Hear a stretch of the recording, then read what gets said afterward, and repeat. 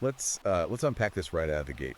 Have you ever been at a social event, maybe a coffee shop or just walking down the street, and you notice a guy who, objectively speaking, isn't exactly a Hollywood model? Right. Like, he doesn't have the chiseled jawline, he's not wearing some custom-tailored designer suit.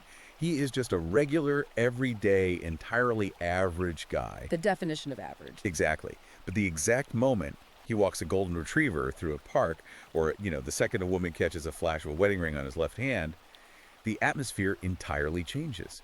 He suddenly, inexplicably, has the attention of almost every single woman in the room. It is a phenomenon that almost feels like magic when you see it happen in real time. I mean, Yeah. the invisible social hierarchy of the room just shifts entirely, and it happens so fast you barely even register the mechanics of it. Yeah. And you might think it's just a coincidence or a weird quirk of human nature. But today, we're diving into the hardwired, undeniable evolutionary biology that explains exactly why this happens. It's fascinating stuff. It really is. Now, before we get entirely lost in this incredibly fascinating topic, I want to remind you to please like and subscribe to the show. It really helps us bring you more of these intensive explorations. And if you are someone trying to navigate the absolute maze of modern culture, this is exactly where you want to be. Definitely. So our mission today is to review a highly provocative, deeply detailed 2025 ebook called Evolutionary Attraction Secrets: Why Women Choose Men with Commitment Symbols by Conrad Riker. It's quite the title. It is, and we highly recommend you go check out Amazon Kindle and Google Play Books to buy the book if you want to explore the full manifesto for yourself. And make sure you follow @Conrad Riker on Substack to keep up with his latest essays and research. What's really fascinating here is that this book isn't just a standard dating guide. Yeah. If you go into it expecting, pickup lines or texting strategies, you are going to be very surprised. Oh, absolutely. It is actually a deep, highly controversial critique of modern dating dynamics. Riker spends a significant portion of the text examining the history of our social institutions. Specifically, he's looking at how they functioned before, as he argues, they were captured by modern progressive ideologies. Right. His central thesis is that our natural, hardwired mating instincts have been actively disrupted and, frankly, shamed by movements like feminism and Marxism. And right out of the gate, we need to make something crystal clear to you, the listener. As your guides through this material, we are not here to take a side on these intense political or gender debates. No, not at all. Our job today is strict impartiality. We are here to report on the contents of the book, extract the key arguments, and help you understand the deeply red-pilled evolutionary perspective that Riker presents. That is a crucial distinction. We just want to impartially unpack these fascinating, provocative claims so you can see exactly how the author views the intersection of ancient biology and modern culture. We aren't endorsing or condemning, we are analyzing the framework. Right. We are looking at the world purely through Riker's analytical framework. And his framework begins with a foundational premise about the evolutionary psychology of attraction. Which is? Well, according to the book, human nature has not changed, even if society obviously has. Riker argues that women are biologically hardwired to seek men who signal stability, responsibility, and long-term potential. So let's look at the foundational concept he introduces first. He calls it the commitment aura theory. Yes, the aura. It's this idea that there is an invisible field of attraction, an aura, that surrounds a man who possesses a visible symbol of commitment. It fundamentally alters how he is perceived. And Riker shares this great anecdote early in the book to illustrate this. The Central Park story. Yeah, the Central Park one. He describes walking through the park on a crisp autumn morning, and he notices this guy in his early 30s. Let's actually visualize this scene Riker paints for a second. The guy is just wearing a simple hoodie and jeans. He's not particularly tall, not incredibly handsome, just an average guy. But he is entirely surrounded by women. Why? Because he was holding the leash of a really well-behaved golden retriever. And the author pairs that with another striking anecdote, this time about a man in London. Now, this man wasn't even married, but he decided to start wearing his late father's wedding ring as a tribute, just a simple gold band. Okay. Suddenly, his dating life, which had been virtually non-existent for years, completely transformed. Wow. Women were striking up conversations with him at coffee shops, at bars, even at the gym. They would glance at his hands, see the ring, and according to Riker, a biological switch would just flip. So they weren't just, curious about a married guy. No, they were actively attracted to him. Riker argues that the ring signaled something primal. It showed that this man was capable of being anchored. He was capable of commitment. But wait, is Riker really suggesting that a simple piece of metal on a finger entirely overrides a woman's conscious, logical assessment of a man's actual personality? I mean, isn't that a bit reductive? It sounds reductive until you look at the data he actually presents. Riker argues that evolutionary shortcuts are inherently reductive because they have to be fast. They have to save cognitive energy. Okay, that makes sense. He drops some heavy data to back this up. He cites a 2021 survey which found that men who visibly display rings in their dating app profiles actually receive 40% more attention. 40%, that is wild. Let's really think about the mechanics of that for a second. In an environment like a dating app, which is historically hyper-focused on raw physical appearance, jawlines, height, fitness, a simple metallic band on a finger increases a man's engagement by nearly half. That completely flips the script on how we think dating apps work.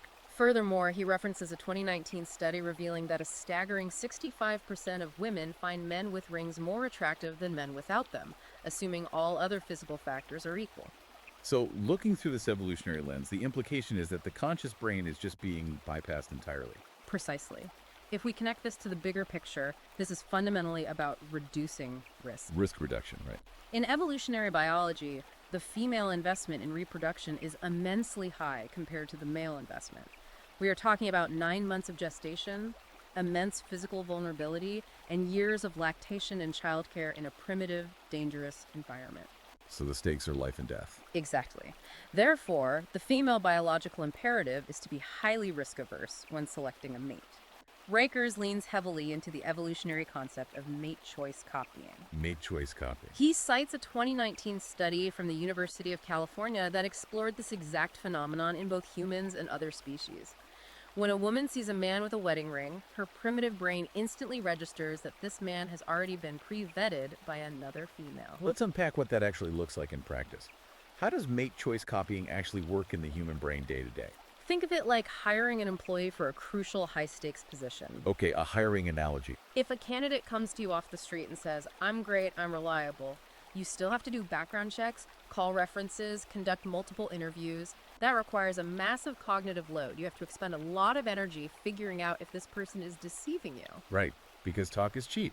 But if your most trusted competitor comes to you and says, "This guy was my best worker, he is incredibly reliable and stable," you skip the interview process entirely, the vetting is done. So Riker posits that the wedding ring is the ultimate biological background check. Yes. It operates on the scarcity principle. If another woman has deemed him safe, reliable, and worthy of locking down, essentially taking him off the market, he is immediately elevated out of the pool of unknown, risky men. He becomes a safe bet. The cognitive load of having to figure out if this guy is a threat, a flake, or a deadbeat is entirely bypassed. The ring does all the psychological heavy lifting. You know, the book shares this wild experiment conducted by a 40-year-old entrepreneur named Mark to test this exact theory. Oh, Mark's story's fascinating. It is. Mark read about this mate choice copying concept and decided to run a real-world trial. He went out, bought a cheap fake wedding ring, and started wearing it to his high-level industry networking events. And we should keep in mind, this is a professional corporate setting. This is not a dimly lit nightclub where people are drinking heavily. Exactly. It's a completely different environment. But Riker details the profound shift in Mark's experience. Women who had completely ignored him or just offered brief, polite nods at previous events were suddenly going out of their way to engage him. They were seeking him out. They were initiating deep, meaningful conversations. They were asking him about his life, his interests. Riker notes that the ring projected an image of stability and reliability that made Mark an intellectual and social magnet, completely altering his professional and personal trajectory at these events. And then there is Mike's bar experiment, which takes it back to a more traditional dating environment. Right, the engineer. Yeah, Mike. A 30-year-old engineer who had been struggling to get noticed by women for years. He wore a fake ring to a busy local bar. The book details how, within an hour of sitting alone and nursing a drink, 3 different women approached him. 3. They initiated the contact, asking him why he was out all alone, with one even explicitly joking that his wife didn't know what she was missing. That is just crazy. Riker explains that this visual symbol acts as a sort of cheat code for human interaction. He grounds this in a 2016 study showing that 70% of women form their solid first impression of a man within the first 10 seconds of meeting him. 10 seconds. That is almost no time at all. That 10-second window is absolutely crucial. When you walk into a room, you don't have time to hand out a resume explaining your stock portfolio, your career ambitions, or your deeply reliable nature. No, of course not. The commitment symbol communicates all of that instantly, bypassing the logical, critical faculties and speaking directly to the evolutionary instincts. It's a fascinating, if somewhat ethically murky hack. But Riker doesn't just stop at rings. Chapter 8 shifts the focus from jewelry to animals, specifically dogs. The canine catalyst effect? Yes, he calls this the canine catalyst effect. He argues that dogs act as the ultimate social lubricants. But it's much deeper than just having an excuse to talk to someone at a park. Right. From an evolutionary standpoint, a dog signals complex nurturing capabilities. A man who can keep an animal alive, happy, well-groomed, and well-behaved is signaling a vast array of positive evolutionary traits. Like what, specifically? He is demonstrating that he has excess resources, he has the food, the time, and the money to spend on a non-human dependent. He is showing empathy. He is displaying the discipline required for daily caregiving. So it's not just about the dog being cute. Not at all. According to Riker's framework, the primitive female brain sees a man gently commanding a large dog and translates that to, this man can protect a family, but he is gentle enough to nurture offspring. Which leads directly into what Riker terms the paternal prestige principle. If a dog is a strong signal, fatherhood is the ultimate evolutionary megaphone. The megaphone, yes. The book breaks down a really fascinating 2017 study showing that 68% of women find men with children more attractive than men without them. And the biological mechanism he describes here is incredible. It really is. According to the research cited in the book, seeing a man interact tenderly with a child actually triggers the physical release of oxytocin, the bonding hormone, in a woman's brain. It's a profound physiological response. Riker details the story of Tom, a 35-year-old high school teacher who went through a tough divorce and became a primary custodial single dad. And Tom assumed what most guys would assume, right? Exactly. Tom assumed, as many men do, that his dating life was entirely over. He thought the quote-unquote baggage of a child would completely disqualify him in the modern dating market. But Riker notes that Tom experienced the exact opposite. The complete opposite. At his kids' school events, or when he was just out at the local park pushing his child on the swings, his dating prospects actually exploded.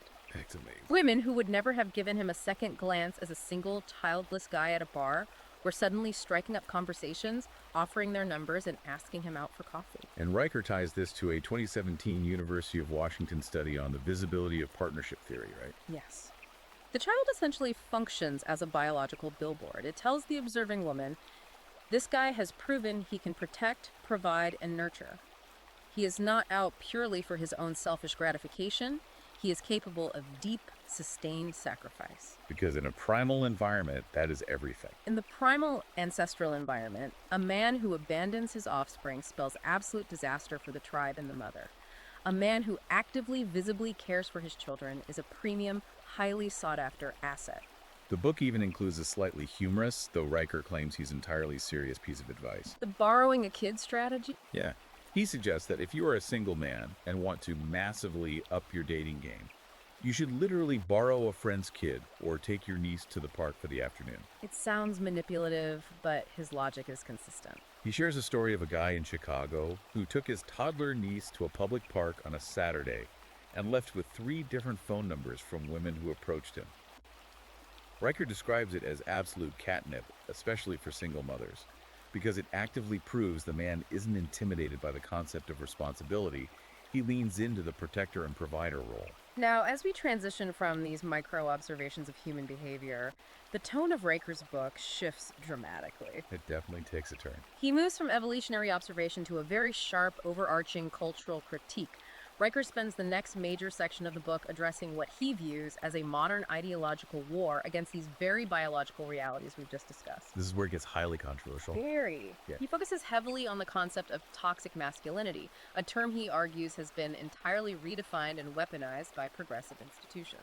This is where the book really dives into its critique of feminism and modern corporate culture. Let's explore exactly what Riker is claiming here. Sure. He argues that traditional masculine traits, things like physical strength, assertiveness, dominance, stoicism, and the drive to provide and protect, are currently being demonized by society. They are lumped under this umbrella of toxic. But according to his evolutionary framework, these traits are not only essential for male attractiveness, they are historically responsible for building and maintaining stable, prosperous societies. To support this macro-historical view, he cites a 2016 study published in the journal Social Forces. Yes, that study is a cornerstone of his argument. It analyzed historical societal structures and found that societies with strong traditional male leadership and clear gender roles tend to be significantly more stable, innovative, and prosperous over long timelines. Riker argues that ancient Rome, for instance, wasn't built on male vulnerability or emotional fragility. It was built by highly disciplined men who valued honor, duty, physical strength, and stoicism. And he points out a stark media critique to illustrate how modern culture has actively inverted these historical values. The media critique is fascinating. What exact examples does he use to show this inversion? He looks at modern cinema and storytelling. He notes that in today's pop culture, traditional archetypes of strong, dominant, uncompromising men characters like Thanos or Darth Vader are almost exclusively cast as the villains. Right, their traits are associated with evil. Their drive for order, power, and control is framed as evil. Meanwhile, the culture actively idealizes what he calls passive soft boys. The soft boy archetype. Characters like Peter Parker or Frodo Baggins, he frames them as the ultimate heroes now. These are characters who are often reluctant, emotionally vulnerable, deferential to authority, and lack traditional dominant aggression. Riker argues this is a deliberate cultural conditioning attempting to rewrite biological reality. Which brings us to one of the most provocative central concepts in the entire book, the woke double bind. This is a critical concept for the listener to understand. So if a guy is listening to this, and he's been raised in this culture, trying to do the quote-unquote right thing, what does this all mean for him in the dating market? Riker explains that modern men are trapped in an impossible, contradictory situation. The double bind. On one hand, society, mainstream media, and corporate HR departments are constantly telling men to be vulnerable, to be highly sensitive, to cry more, to share their deepest insecurities, and to embrace totally egalitarian 50-50 roles in relationships. But, and this is the crux of his argument, when men actually follow this advice, they are evolutionarily punished for it in the real-world dating market. It is a profound, crushing contradiction for many men. Riker illustrates this double bind with the highly detailed, contrasting anecdotes of two men he interviewed, Dave and Steve. Dave's story is particularly tragic in Riker's framing. It really is. Dave, according to the book, thought he had cracked the modern code. He was deeply embedded in progressive culture. He read all the feminist literature. He attended the workplace diversity seminars. He even joined a female-led feminist book club to demonstrate how woke and allied he was. He was trying to do everything by the modern book. He actively suppressed any traditional masculine traits. If he was successful at work, he downplayed it to avoid seeming boastful. He tried to be the ultimate sensitive, deferential partner. And what was the result of Dave doing exactly what society told him to do? His dating life absolutely tanked. Completely. He became effectively invisible to the very women he was trying to impress. They viewed him as a friend, a confidant, but crucially, not as a sexual or romantic prospect. His lack of assertiveness triggered zero biological attraction. And then Riker contrasts Dave with his buddy Steve. Steve took the exact opposite approach. The total opposite. He completely ignored the modern virtue signaling. He flaunted his career achievements. He took absolute charge of planning dates without asking for permission. He insisted on paying the bills, and he exhibited unapologetic traditional masculinity. And Steve thrived. He had absolutely no trouble attracting highly desirable women. And to prove this isn't just a subjective anecdote, Riker backs this up with hard psychological data. He points to a 2020 study from the Journal of Social Psychology. What did they find?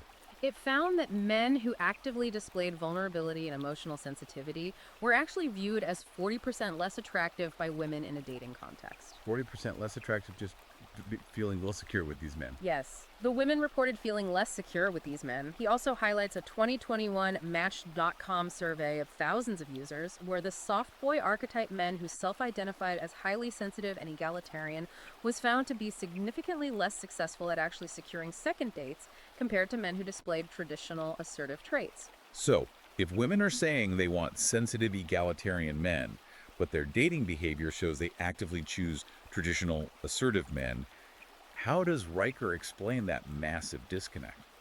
He addresses this as the feminist illusion, or the equality paradox. Riker posits that modern women have been deeply conditioned by decades of feminist ideology to demand equality in theory. In theory. Right.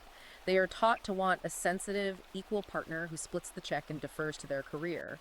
But their biological hardwiring, which evolved over millions of years, not the last 50, forces them to expect traditional roles in practice. So the biology overrides the ideology. Every time. Their conscious, educated brain might say, I want an equal, but their primal attraction triggers still respond exclusively to the provider, the protector, and the dominant male. The data he pulls for this is staggering. He cites a 2021 Harvard study showing that despite decades of progressive social engineering aimed at closing the wage gap and promoting female independence, a massive 85% of women still explicitly prefer men who earn more money than they do. It's a huge paradox. And Riker even takes this critique into recent pop culture phenomenons to show how deeply embedded this paradox is. He spends an entire chapter dissecting the movie Barbie and the Netflix reality show The Ultimatum. Let's dive into those critiques because they perfectly illustrate his point. How exactly does he view Barbie? Well, he argues that while Barbie was championed globally as a triumph of feminist ideals, it accidentally reveals the evolutionary truth about attraction. Excellent. In the film, Ken is portrayed as completely devoted to Barbie. His entire existence is centered around seeking her approval. He has no independent masculine drive, no separate purpose, and he defers to her constantly. The ultimate supportive partner. Right. And what is Barbie's reaction to him? She is entirely indifferent. She finds him annoying, secondary, and frankly somewhat pathetic. Wow. Riker argues this perfectly mirrors the real world. Men who make women the absolute center of their universe, lacking their own dominant drive, dry up female attraction instantly. And what about The Ultimatum on Netflix? In The Ultimatum, couples are forced to decide whether to marry or split. Riker observes that the men on the show who try to be hyper-progressive, the ones who defer entirely to their female partner's decisions, who cry on camera, and who refuse to take a dominant leadership role in the relationship, end up looking incredibly weak. They just don't play well on screen. And more importantly, they are perceived as deeply unattractive not just by the audience, but by the female cast members themselves. These women frequently leave the sensitive guys for more assertive men on the show. Riker uses this to prove that biological attraction triggers respond poorly to subservient men, regardless of the cultural messaging. From here, Riker escalates his critique even further to address radical gender theories, which he views as a deliberate form of social engineering designed to break down society. According to the author, the idea that gender is merely a social construct is biologically false and culturally destructive. Yes, he roots his argument in centuries of anthropological and evolutionary research. He states that the division of men as hunter-protectors and women as gatherer-nurturers was not some oppressive patriarchal conspiracy invented to keep women down. It was survival. It was a brutal, necessary evolutionary survival mechanism that worked for thousands of years.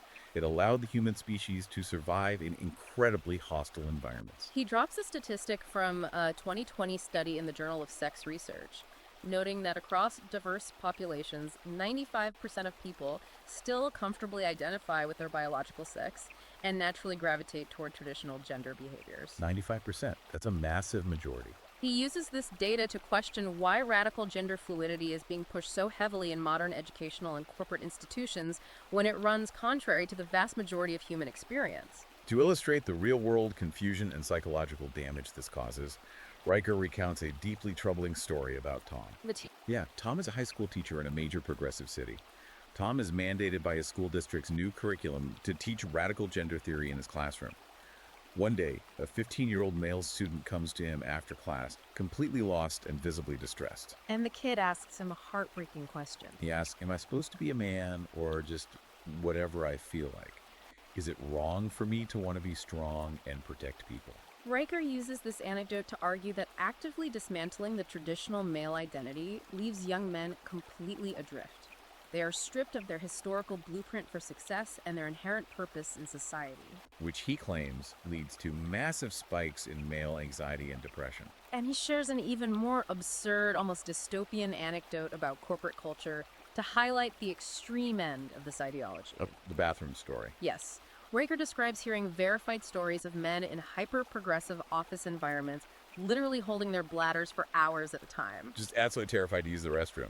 Because they are terrified to use newly mandated unisex bathrooms, they are afraid that their mere physical presence as a man in a shared space might make a female coworker uncomfortable. Or worse. Or worse, that they will be reported to HR and accused of toxic masculinity or predatory behavior just for existing in a shared biological space. According to Riker, this is the ultimate tragic symptom of a woke ideology that actively shames natural male existence and forces men into a state of constant, paralyzing self-censorship. Which brings us logically to the critical question, what is the solution? Right. Riker doesn't just diagnose what he sees as the problem. He offers what he provocatively calls the woke escape plan. The woke escape plan. He urges his readers to stop participating in a system that he believes is fundamentally rigged against their biology and their happiness. He advocates for building what he terms the red pill resistance. So if a guy is listening to this and feeling completely demoralized by this woke double bind we talked about, what is his actual recourse? I mean, does Riker offer a realistic way out, or is it just doom and gloom? Riker's advice is incredibly blunt. He tells men to stop virtue signaling, stop apologizing for being a man. Just stop playing the game. He argues that trying to appease progressive ideologies, trying to be the perfect ally at the expense of your own masculinity, will only lead to romantic, professional, and personal failure. Instead, he says men need to actively seek out and build supportive communities where traditional values are still respected and celebrated. This is a crucial survival tactic in his framework. He points to a deeply concerning 2023 Gallup poll revealing that 60% of modern men feel deeply alienated by woke culture and contemporary societal expectations. 60%, that's a majority of men feeling entirely left behind. And this alienation is directly leading to massive documented spikes in male depression, substance abuse, and profound loneliness. To combat this epidemic of isolation, Riker suggests finding physical and digital environments where masculinity is not policed by HR departments. Exactly. He uses the real-world example of a man who was quietly ostracized at his corporate tech job for holding conservative views. He was completely isolated. This man was deeply depressed until he joined a hardcore local powerlifting gym. In that environment, strength, discipline, and traditional male bonding were celebrated. He found incredible support, mentorship from older men, and his mental health entirely recovered. It's all about finding that offline tribe. And online, too. Riker also praises independent media platforms, specifically citing podcasts like The Joe Rogan Experience as vital digital sanctuary. Right, spaces outside the mainstream. He views these long-form, uncensored platforms as places where men can engage in open, honest dialogue about biology, fitness, and philosophy without the constant fear of social media mobs or cancellation. It's all about finding your tribe and rejecting the isolation. And Riker ties this concept of the tribe directly back to our core topic of attraction through what he calls the validation feedback loop and the status amplification effect. The status amplification effect, this is a big one. He shares the story of Alex, a 28-year-old lawyer, to explain how powerful this is. Alex decided to spend a significant portion of his salary to join a highly exclusive traditional country club.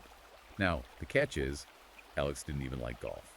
He had never played. Never played around in his life. He didn't join for the sport. He joined entirely to embed himself in a high-status male hierarchy. And according to Riker's framework, Alex's strategy worked flawlessly. How quickly did it happen? Within weeks of joining and spending time at the clubhouse, Alex noticed a dramatic shift in how he was perceived by women. Just from being there. Women who had previously ignored him in other settings were suddenly hyper-aware of him when they saw him interacting confidently with older, wealthy, established men at the club. This wasn't an accident or a coincidence. So it's that pre-vetting concept again. Exactly. Riker points to a 2014 study published in the journal Evolutionary in Human Behavior, which confirms this exact phenomenon. Women consistently rate men who are clearly embedded in committed, high-status social circles as significantly more desirable long-term partners than solitary men. Even if the solitary man is better looking. Even if the solitary men are physically more attractive. Think of it as the succession effect. We see this in media all the time, where elite exclusive social circles are glorified. Riker makes the case that when a woman sees a man accepted by a high-status group, the vetting process is already complete. If the tribe accepts you, you are pre-vetted. You aren't just a random guy at a bar trying to prove your worth. You are a man who has been approved, tested, and validated by other powerful men. Your social network essentially amplifies your biological signal. This leads us into the final major section of Riker's manifesto. We've talked about the symbols, the rings, the dogs, the social clubs. The hacks, essentially. But Riker argues these symbols are completely useless if there is nothing authentic beneath them. He outlines the actual bedrock traits that make a man inherently high value in this harsh evolutionary marketplace. So once you strip away the modern cultural noise and the progressive conditioning, what are women's biological instincts actually scanning for? Well, what did you find most surprising about his list? What I found particularly surprising in Riker's data was how he frames the very first trait: reliability and consistency. Being boring. Exactly. Right. We're constantly sold this Hollywood idea that romance has to be fireworks, spontaneity, and unpredictable excitement. But Riker argues that being boring is actually an evolutionary superpower. It is a profound reframing of what it means to be a good partner. Yeah. He brings a massive data drop to prove this. Let's hear the data. A comprehensive 2022 survey showed that 89% of married women cited their husband's unwavering reliability as the absolute key factor in their decision to marry him. 89%. And even more staggering, when given a hypothetical choice, 80% of women said they would choose a reliable, steady man over a highly wealthy but unpredictable, chaotic one. Wow. And he backs this up further with the 2023 Oxford study, which found that in long-term mating contexts, 75% of women consciously value reliability over physical attractiveness. Let's use the ELI 5 approach here. Explain it like I'm 5. If we look at this through Riker's anthropological lens, why is boring so attractive to the primal brain? In a primitive, ancestral environment, an unpredictable man is a deeply dangerous man. Dangerous to survival. Right. If a man is exciting, charismatic, and spontaneous, but he disappears for weeks at a time to chase thrills, his offspring might literally starve to death. So spontaneity equals death. A man who consistently, predictably, and somewhat boringly brings food back to the cave every single day, without fail, is the ultimate evolutionary prize.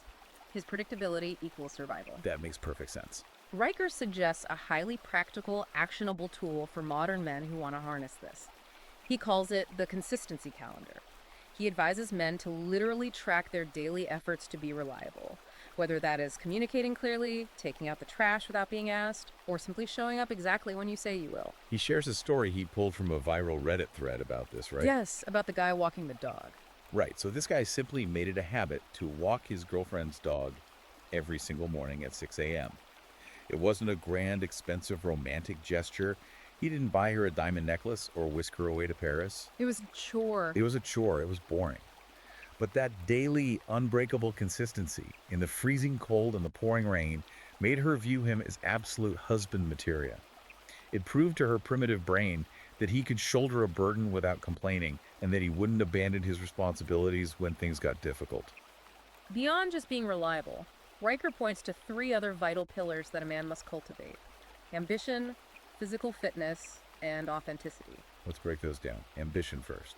According to a 2020 study in the Journal of Personality and Social Psychology, ambition is highly attractive, not because women are gold diggers, as some cynics might claim, but because ambition acts as a highly accurate proxy for future financial stability. It's a leading indicator. Yes, it signals that even if a man doesn't have massive resources right now in the present, he possesses the internal drive and resilience required to acquire them in the future. And physical fitness isn't just about vanity or looking good in a fitted t-shirt. No, it's biological messaging. Riker cites specific UCLA research showing that women across various cultures are biologically drawn to men with broader shoulders and narrower waists. The classic V-taper. The V-taper is universally recognized. Why? Because that specific physical ratio subconsciously signals strength, robust cardiovascular health, and a strong immune system. It bypasses the conscious brain and tells the primitive female brain, this guy has the physical capacity to protect me and my children from a physical predator. Then there is the pillar of authenticity, which is crucial because it acts as the glue for everything else. Riker is very clear that adopting traditional masculinity does not mean putting on a fake, hyper-macho, toxic persona. Right, you can't just fake being an alpha male. That requires too much energy to maintain and ultimately fails. He cites a 2019 study in the Journal of Happiness Studies, which found that dropping the double life act drastically lowers a man's cortisol and stress levels. What does he mean by the double life act? The absolute psychological exhaustion of trying to be a sensitive progressive at work to appease HR while trying to be a traditional provider at home. Oh, that makes sense. The woke double bind again. Exactly. When a man is authentically himself, flaws and all, aligned with his biological nature, it builds deep trust. It signals an internal confidence that is unshakable by societal trends, which Riker argues is the ultimate aphrodisiac. The book culminates in what Riker sees as the absolute zenith, the ultimate expression of masculinity, legacy building. The dual commitment theory. Yes. True masculinity, in his view, isn't just about the superficial goals of sleeping with a lot of women or hoarding a massive pile of wealth. It culminates in building something enduring that outlasts your own physical life. He uses powerful, diverse examples here to illustrate that legacy isn't just about money. Like Patagonia, right? Yes, he points to Yvon Chouinard, the eccentric founder of Patagonia. Chouinard didn't just build a profitable apparel company, he built a global brand based on deep, unwavering values, eventually transferring ownership to a trust dedicated entirely to fighting climate change. But Riker says this applies to all levels of wealth. Riker argues that whether you are a billionaire titan like Bill Gates or Warren Buffett building massive philanthropic foundations, or you are just a local, working-class businessman who built a small chain of hardware stores with his own two hands to pass on to his kids, the underlying principle is exactly the same.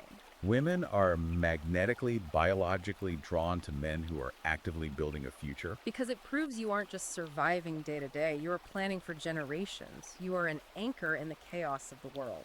The book backs this philosophical point up with a massive, long-term London School of Economics study. This study showed that men who prioritize these deep, relational, and legacy-driven commitments report significantly higher levels of life satisfaction as they age. They aren't just endlessly chasing the next hollow dopamine hit or the next fleeting trend. They are deeply anchoring themselves in the world. So to synthesize this immense controversial amount of material, It's a lot to process. Conrad Riker's book, Evolutionary Attraction Secrets, presents a stark, unapologetic evolutionary blueprint. It argues forcefully that beneath the thin modern veneer of progressive ideology, corporate HR mandates, and social media virtue signaling, human mating instincts remain deeply, unshakably primal.